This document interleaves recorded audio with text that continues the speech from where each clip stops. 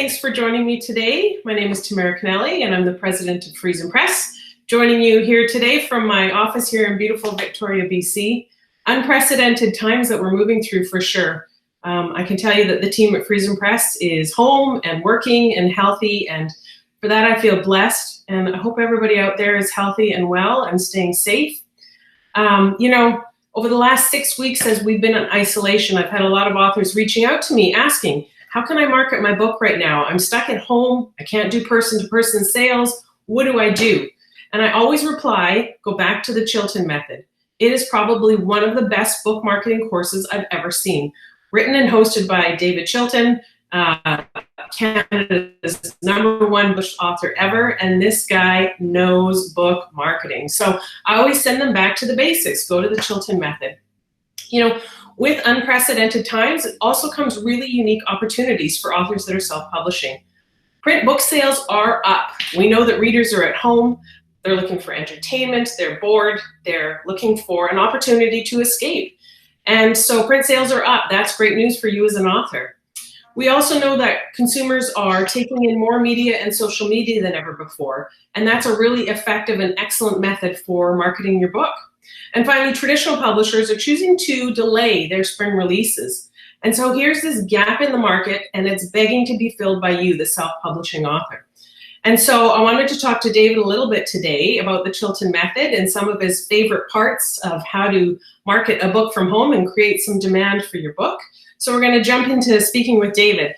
If you haven't had an opportunity to talk to David before, he is not only a book marketing guru, he's a multi-million selling author of the Wealthy Barber series. You'll see his book right behind me there. One of the original copies back from my 20s. I've read that book and held on to it for a long time now. He's also a venture capitalist on CBC's Dragon Den for 3 seasons. And when he's not at his writing desk or on TV, David's helping self-publishing authors sell their books, which is what we're going to talk about today. So welcome, David. Thank you so much for giving us a bit of your time. How are you keeping these days? I'm keeping well. I'm a bit of a loner to begin with. And so this hasn't been a huge adjustment for me, and I've got a lot of work to do. I'm writing book number 3 right now, and I'm involved in a lot of small businesses. And of course, sadly, they're all scrambling right now to figure out how to deal with everything from payroll to rent.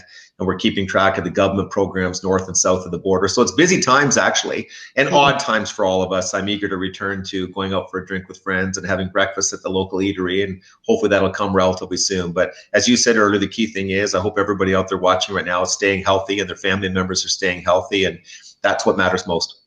I've been watching you on Twitter, and you've been really reaching out not only to businesses, but to local people in your neighborhoods, helping them get groceries and delivering them and supporting the food bank and doing a lot of really good work. And so I appreciate you taking the time to reach out and help our authors today and teach them a little bit about corporate sales and the Chilton method. Yeah, no, it's been fun, by the way, getting involved in the community that way. We did a lot of groceries delivery early for people who were isolated or quarantined, and would just drop the groceries off on the front porch, et cetera. Met a lot of nice people through Twitter doing that. And the food banks all over North America are scuffling. I mean, they've got increased demand, obviously, with all the layoffs, and they've got less supply because there's been some food challenges on the supply front. But more importantly, their fundraising has run into difficulties. A lot of it's based in the spring.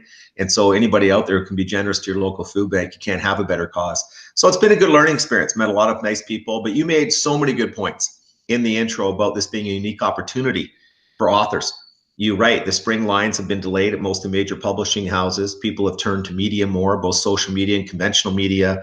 There are a lot of opportunities out there, and people want to hear fresh voices. They want to hear about books and different things they may be drawn to. So it's a great time to do some in-house marketing. And a lot of people say, well, can you really market from your house? I'll be perfectly honest. The vast majority of successful self-publishers, 90% of their efforts come from things they're doing in their home.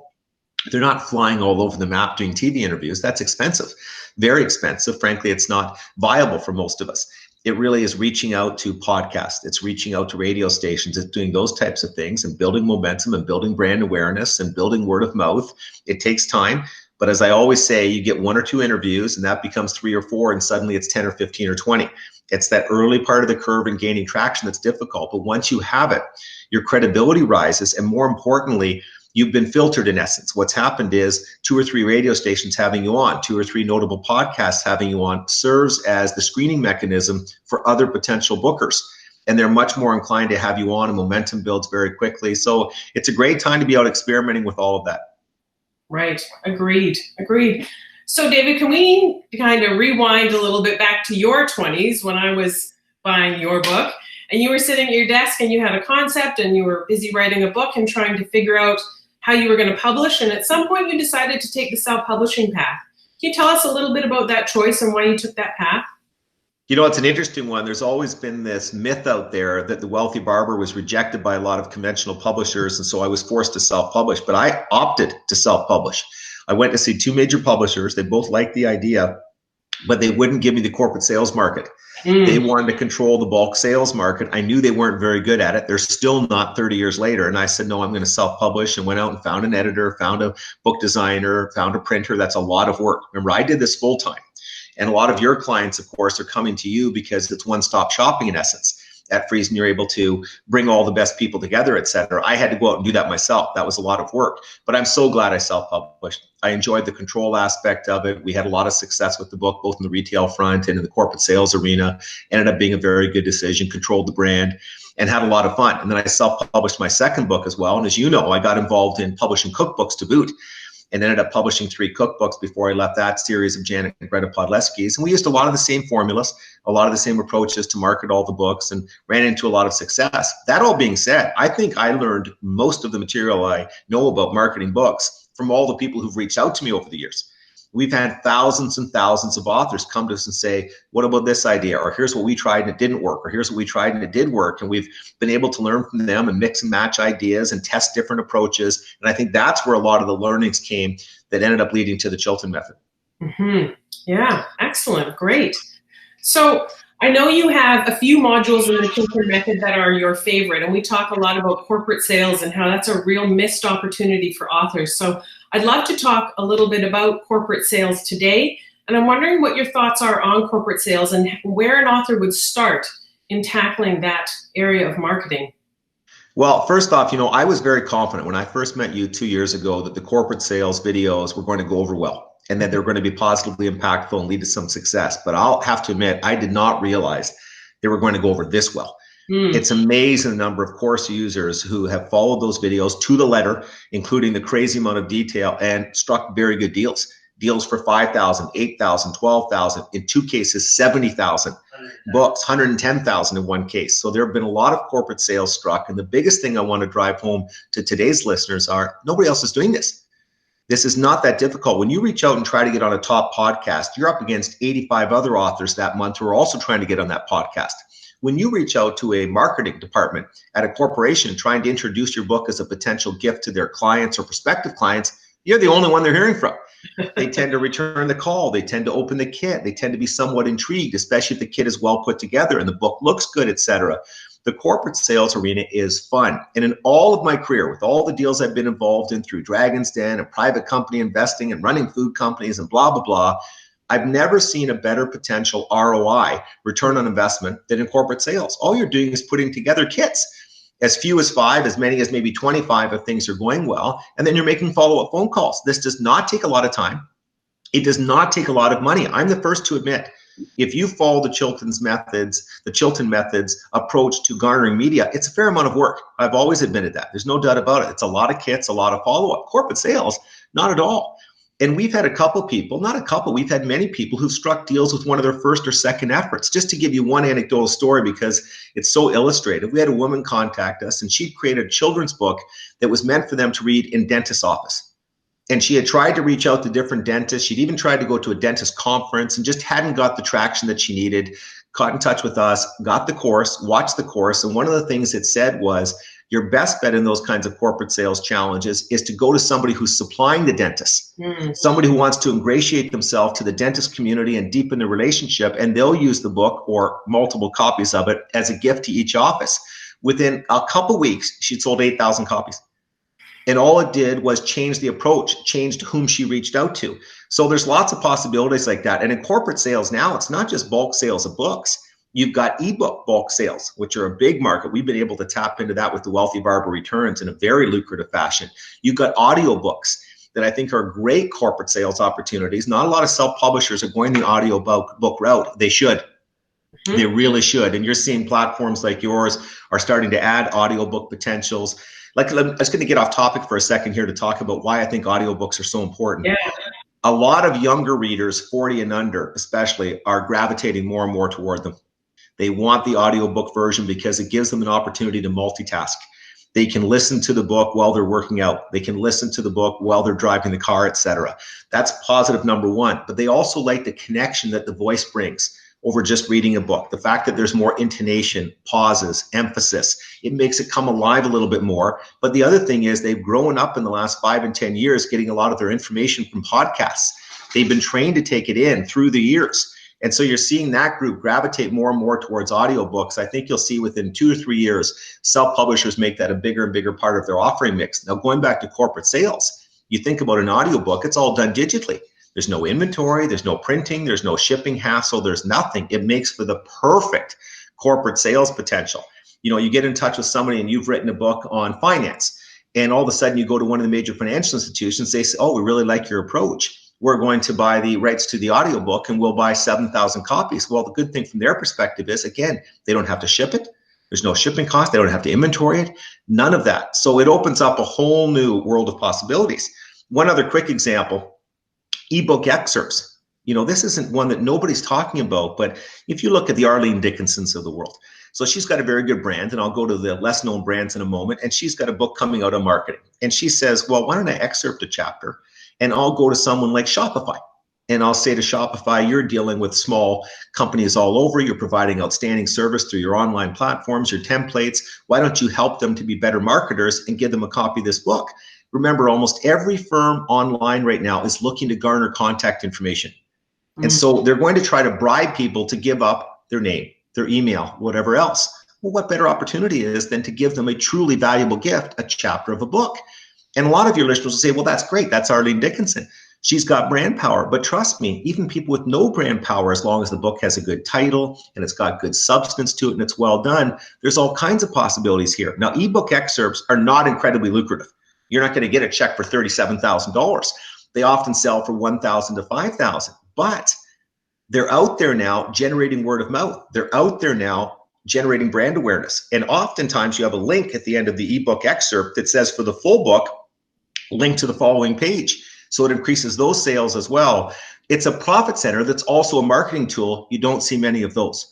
So the course is very deep about the corporate sales. I mean, there's 20 something videos, I think, I've forgotten the total, all about the different angles you can approach on the bulk sales front, all the attention to detail. I still think it's the area that most publishers pay least attention to, whether they're self-publishers or big publishers, and it should be their area of focus because the sales are non-returnable.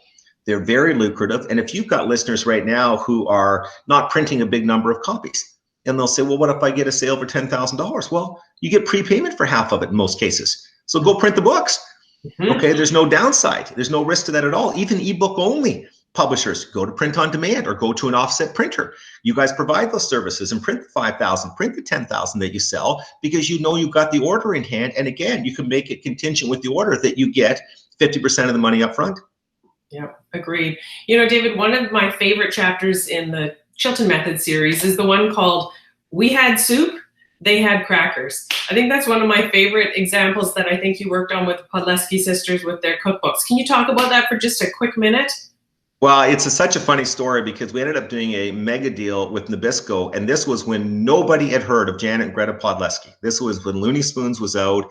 Nobody had heard of them. And you say, well, how do two sisters working out of their basement strike a mega deal with Nabisco where they go on literally millions of boxes of crackers? And it's because we tried. I don't mean to sound corny, but that's the key. You've got to put yourself out there and you've got to try. And we contacted Nabisco and we said, look, we think we've got amazing soup recipes from Janet and Greta's new book. We're going to be out doing a lot of promotion. The very fact that you're dealing with two obscure sisters who nobody's heard of, that could be an interesting part of the PR story. We can all go out and say, how did this mega firm find these two sisters? There'll be angles to spin.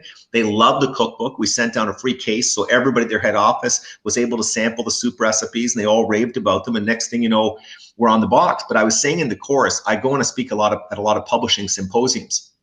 And often you have the CEOs step up of the various publishing companies, and they have MBAs, and they've got all kinds of strong educational credentials. And they'll say, Dave, how did you possibly put together a deal like that where you have such an obscure brand and you're working with a mega corporation? Why would they bother doing that? What was your pitch? What was your angle? And I said, we had soup and they had crackers. Yeah. Like there wasn't a lot of depth to that. And frankly, that's where a lot of the best ideas come from. I think what we've done better than anybody, and we have our mistakes and we have our flaws, is we try.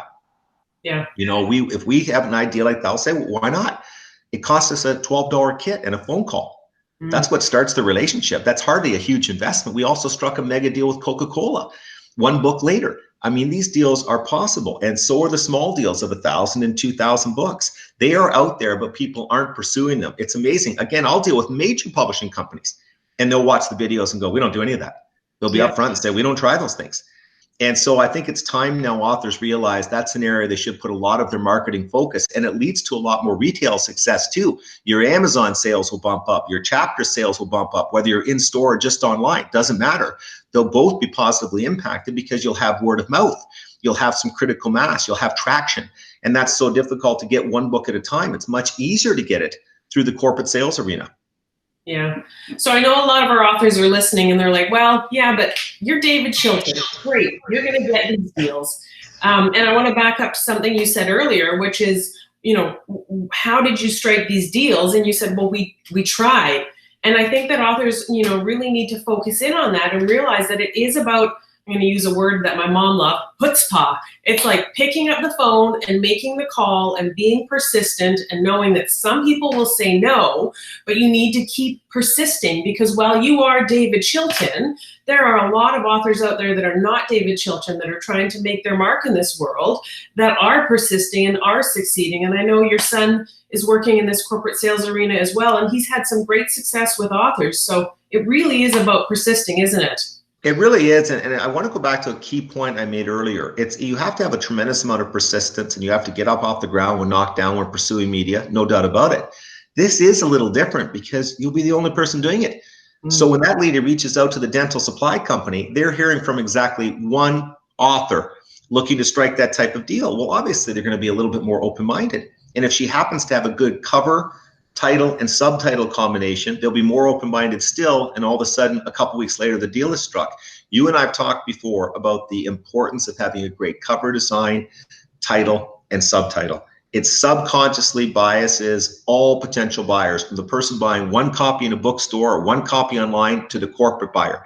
They need to see something professional. They need to see something that jumps. They need to see something that they go, yeah, I'm intrigued by that. And that's where so much effort has to be put in. Subtitles, for example, are very underrated parts of book marketing. So even if you're not Dave Chilton, remember, I wasn't Dave Chilton when I started. Yeah. I had to do the same type of thing, and we struck some very big corporate sales way back in 1989, my first year. But you look at people taking the course, most of them, again, have no brand power, and yet they've been able to go out and strike some very big deals. So it's possible, no question about it.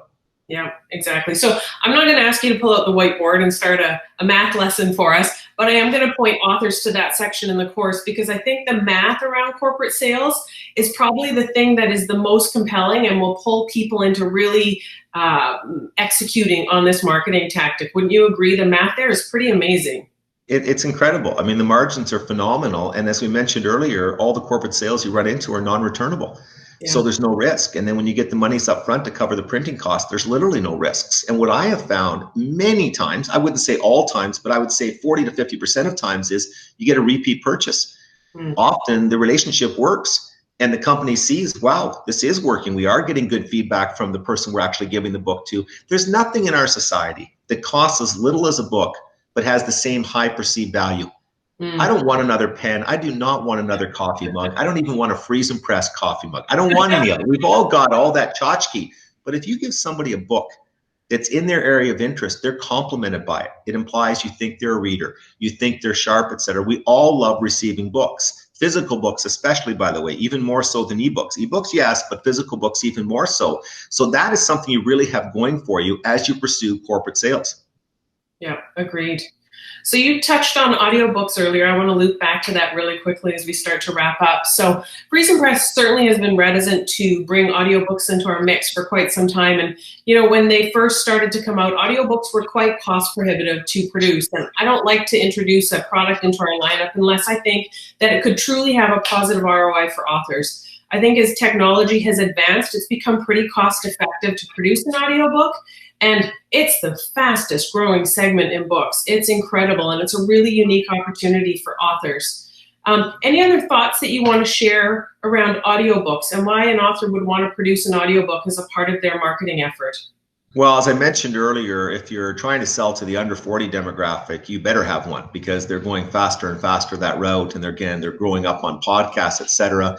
I think it's a good chance to connect with people through voice. Now, I do want to have one caution. If you're not a good reader, if you just don't come across well on tape, get a reader.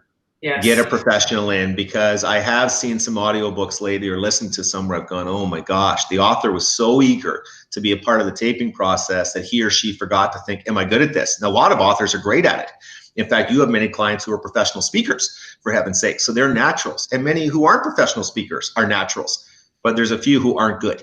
And therefore, they've got to work with someone like you to find a professional reader. They're not that expensive anymore. In fact, costs across the board have come way down, as you point out, with audiobooks. But I think for many people, especially your really serious author, your serious nonfiction author, well, actually, no, fiction and nonfiction, I think they've got to take a look at them. I think they can really open up some doors. Agreed. Well, I'm not even sure that you necessarily have to have a professional narrator. There are some people out there, you know, head down to the local acting school at the university. There are some people there that are excellent and would be happy to do it for a royalty share as opposed to an upfront cost. So there's some unique deals to be struck to bring down the risk for sure. No, that's a good point. In fact, even in my friend group, there's a couple people who are outstanding at reading books, and they wouldn't charge you much. In fact, I'd take them out for dinner, for heaven's sakes. They'd be honored to be involved. And again, lots of authors are quite good at this. They know the material because they put it together. They naturally know where to intonate, where to pause, where to emphasize. But there's that 10 or 20% of people who just frankly shouldn't be reading the book. It's that simple. I don't mean to be blunt or rude, but there really are. And some people have what may be perceived as an aggravating voice in some respects. So they've got to be a little bit careful, obviously, in all those fronts. You know, just going back to the tie to podcasts, that's one thing I really do want to leave the viewers with. Podcasts are becoming one of the best book marketing tools going. It's very difficult to figure out how many people are listening to each, et cetera, and it's tough to get on the top ones. There's no question about that. But the book buyer is listening to podcasts. If you go out and you say to somebody, where did you hear about the last 5 books you bought? It is shocking now how many times 2 or 3 or 4 of them on the 5-book list came from a podcast mention. And if they like the podcast host, they develop a relationship with her. They develop a relationship with him that includes a lot of trust. It's an intimate relationship as you listen to someone an hour or 2 hours a week. And if that person says, I love this book, you should get it, they tend to go out and get it, or they one-click order it right away online. So I think podcasts have to be pursued. There's some databases coming out in the next 6 months. They're going to list all the podcasts, their average listenership, how you get in touch with them, et cetera. And I'm sure you guys will be tracking those down as well. And they can be very, very beneficial to people. And old-fashioned radio, for whatever reason, as its ratings have gone down on the index from, say, 100 to 80, in some cases 100 to 90, which isn't that bad. People have given up on radio. Big mistake.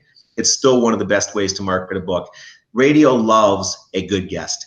And if you can go on and be compelling and articulate, you not only get on that day, because they have to have programming 24 hours a day, 7 days a week, you're often invited back 2, 3, and 4 times. And you start establishing relationships and could go on regularly. Again, people listen to it in their car. I'm a big believer the radio still moves a lot of books. In Canada, getting on the CBC and getting interviews there is probably one of your best marketing tools. In the United States, if you get on NPR, that's gold.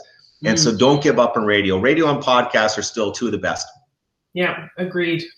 So David, we're going to have a lot of authors listening to this webinar. Some of them have already published their book. Some of them are just writing and starting to think about publishing a book. And so, you know, the Chilton method is not just book marketing methodology. You threw in a really nice bonus at the beginning of a number of modules that talk about producing their book. And I can hear your voice in my head over and over, and you've already said it once today.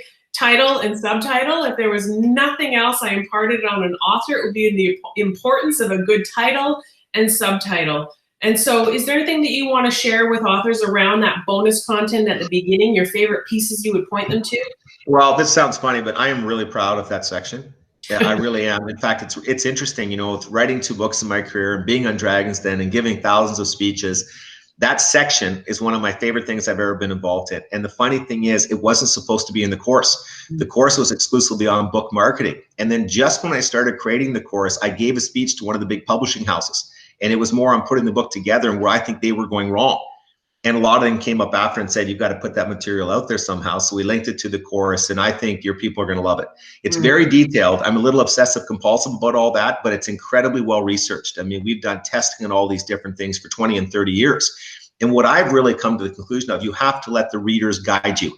The readers are yelling certain things at us, and for some reason, the publishing industry hasn't wanted to listen. So in nonfiction, not fiction, they don't want long chapters anymore. Doesn't make much sense, but for whatever reason, they want short chapters. They actually want thinner books now, if you can believe it. They don't want the big, thick books. Well, don't fight the marketplace. And we know enough about this now. And same with covers. We've done so much research on covers, not just our company, but other very sharp companies. We now know certain things you have to do on a cover to draw people. And so I think people really like that section. It starts out, by the way, with a video. It's been one of the most popular in the whole course on why you should never put your acknowledgments at the front of a book, and just the logic behind why they should be at the back of the book. And it's interesting because I think that set the mindset for a lot of people, where they went, you know what, everything you do with the book is marketing, because you're doing everything for the reader. And the reader is your ultimate sales tool. They're your ultimate brochure, because if they like the book, they really have it resonate with them, they're going to go out and tell everybody else. And so all the little things you do while putting your book together, the pride and craftsmanship, the attention to detail, does it ever pay dividends down the road? Yeah, agreed. It might be extremely detailed, but I think that's a benefit, because for me, it was literally like a checklist of exactly what I need to do as I'm producing a book. So I would really encourage authors to go back and review that section if they're writing right now. So you mentioned earlier you're working on a new writing project. Is there anything that you can tell us about it? Nothing. I made a joke in an interview that it was seniors erotica, and the guy actually believed me. And I said, no, I was just kidding. I was going to call it 50 Shades of Gray Hair. But that would be a good title if it was seniors erotica. No, I'm working on a book that's not in the world of finance. I started working on it a year ago, and a lot of your listeners will I be able to identify. I'm writing part-time. And with the other 2 books, I wrote full-time for 12 to 15 months. And so every day you're grinding it out, testing it on people, and there's a lot of hours there that you can make it the best it can be. Most of us, of course, including most of your clients, are writing part-time, and it's a lot more challenging to find an hour a day and 2 hours a day and still keep testing and adjusting and everything else. It takes a lot of dedication. And I definitely have found it much, much harder. I'm a lot more sympathetic to people who have to write while they're working, et cetera. So, but it's been fun. And I think I'm about a quarter of the way through it, but I know where I'm heading with it. I'm hoping to have it done in 6 to 8 months type thing. And I'm going to get it published with a conventional publisher for the first time. And it's because I'm too busy to do anything but that. I've got a lot on my plate. So it's been fun. I've enjoyed being back at the table again. I'm still writing on the same card table I did 30 years ago with The Wealthy Barber. I have the same chair at home and the same card table. Wow. So let's hope it has the same luck. Amazing. Well, we're looking forward to seeing your newest book. David, thanks so much for joining us today. I really appreciate all the great tips that you've given our authors, and hoping they'll jump back into the Chilton method and refresh their memories on some of the great tactics and get out there and fill that hole in the market. It's a great time. And for the authors that are listening, if you need any help, of course, call us at FriesenPress. We're happy to give you a hand implementing. And David, stay healthy, and thank you so much for your time today. Well, you've always said to me, if I'm ever in Victoria, I could drop by your house, but I think now I know what you meant. You just wanted me through a webinar. You didn't want me to actually physically come to the house. So it's really quite hurtful. It's quite hurtful. Anyway, thanks again, and good luck with business. Thanks, David. Take care.